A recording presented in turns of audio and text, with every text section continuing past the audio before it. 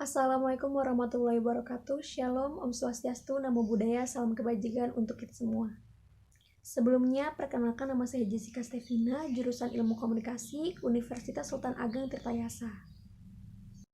Nah, teman-teman, kali ini saya akan bahas tema yang bertemakan proyeksi Presiden Republik Indonesia tahun 2024, mata kuliah pengantar ilmu politik. Nah, teman-teman, di tahun 2024 nanti kan diadakannya pemilu untuk memilih presiden dan wakil presiden baru kan. Nah, jadi kita jangan sampai golput ya yang udah umurnya 17 tahun ke atas atau yang sudah mempunyai KTP.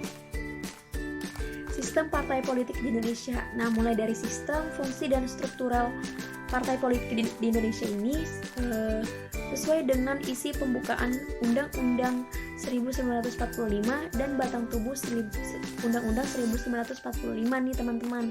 Jadi Indonesia itu menganut sistem multipartai yang dimana setiap pemilihan kepala negara atau wakil rakyatnya dengan melalui pemilihan umum. Nah, pemilihan umum ini juga diikuti oleh banyak partai. Meskipun nanti tahun 2024 masih 3 tahun lagi nih pemilunya, sejumlah partai politik baru mulai bermunculan di publik nih teman-teman. Nah, apa aja sih partai-partai baru yang mulai bermunculan itu? Ya, diantaranya itu ada Partai Gelombang Rakyat, Partai Umat, Partai Masyumi, Partai Adil Makmur, Partai Era Masyarakat Sejahtera, Partai Usaha Kecil Menengah, Partai Nusantara, Partai Indonesia Damai, dan lain-lain. Nah, nanti sejumlah partai-partai baru lainnya menyusul untuk bermunculan lagi ya teman-teman. Nah, tentunya partai-partai ini juga harus melewati tahapan-tahapan untuk dapat menjadi peserta pemilu nanti nih.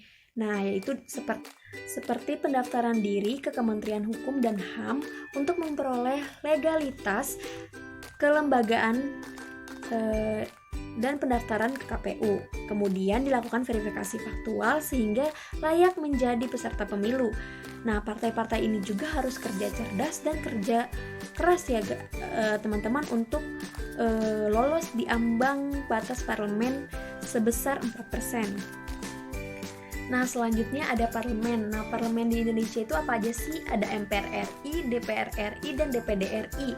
Nah, meskipun ada kabar-kabar bahwasanya MPR kayaknya gak perlu ada MPR lagi deh. Nah, meskipun begitu, MPR bukan lagi sebagai lembaga tertinggi negara, namun tetap memiliki kewenangan tertinggi terkait dengan mengubah dan menetapkan undang-undang, melantik presiden dan wakil presiden nih teman-teman. Sistem pemilihan umum. Salah satu syarat dasar bagi negara demokrasi di bawah rule of law adalah pemilihan umum yang bebas.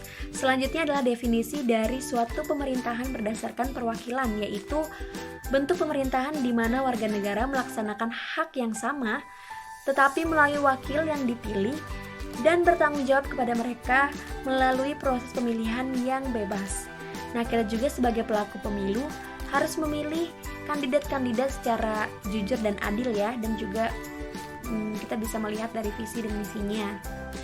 Analisis kontemporer saya terhadap atmosfer politik di Indonesia adalah berkaca pada partisipasi partai baru pemilu tahun 2019. Kita balik ke tahun 2019 dulu ya. Setidaknya kita bisa melihat 3 partai baru yang memiliki potensi tetapi tidak lolos ke parlemen, yaitu Partai Perindo, Partai Berkarya, dan Partai Solidaritas Indonesia.